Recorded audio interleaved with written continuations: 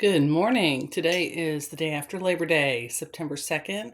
And first, I want to give a shout out to my Aunt Dory and Uncle Billy. They are 75 today. Two of my favorite people. So, Aunt Dory, thanks for being a subscriber and for reading all my stuff. You're just one of my biggest fans, and I love you for that, but I just love you anyway. Today, we're going to do a few book recommendations of the month. Thanks to Beth Felker Jones for saying, wow, a monthly post. And I thought, I could do that. I read enough. I have spent the last 3 months, amongst all my other reading, working through a box of novels for the Christie Awards. So I'm almost finished with that. I can't tell you what they are. I'm not allowed to tell you a whole lot about that. But the Christie Awards nominations will come out later next week. I believe it's September in the teens, like after the 10th. So look for that. If you enjoy Christian fiction, you will be seeing, and I'm sure I will put a note out somewhere in my socials or on here about what are the nominations for the best books of the year. And I only did one category, and I'm one of many judges, but it's really fun being able to have a voice in what you're reading in that genre. So, on to my books of this month. Not nearly as many. I haven't had time to get through even all of last month's, but that's okay, man. I love a good TBR pile, right? So let's do this one. We've got From Dropout to Doctorate, and I will have an excerpt from this book running probably later this week or early next week. And this is by Dr. Terrence Lester, Breaking the Chains of Educational Injustice. He tells his story of growing up Black, poor, and just living an overall impoverished childhood and what it took to overcome those burdens in order to pursue education. It's a fascinating read, and I encourage you to check that out.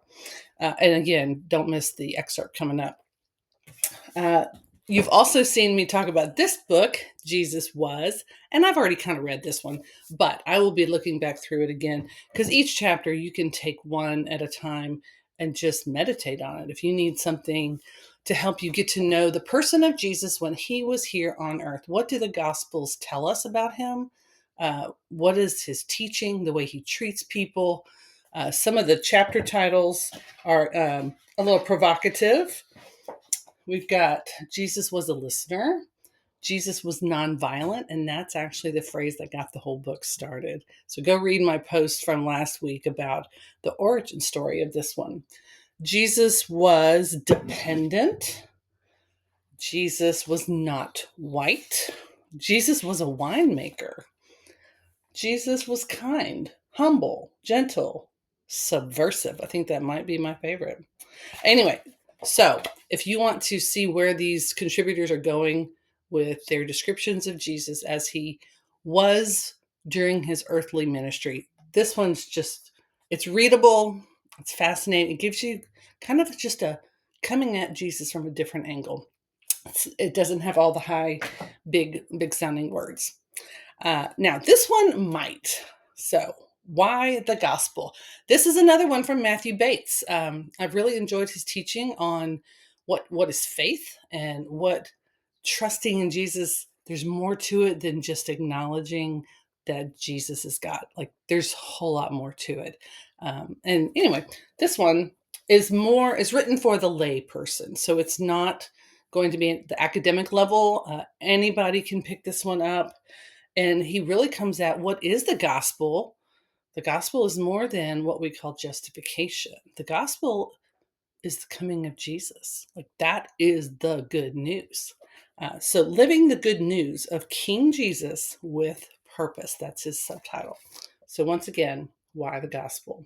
All right, so that's just a short list this month. There's lots going on, plenty to read, plenty to do, and I hope that you pick one of these up or all of these, and let me know if you've read any of last month's or if you want to chat about any of these.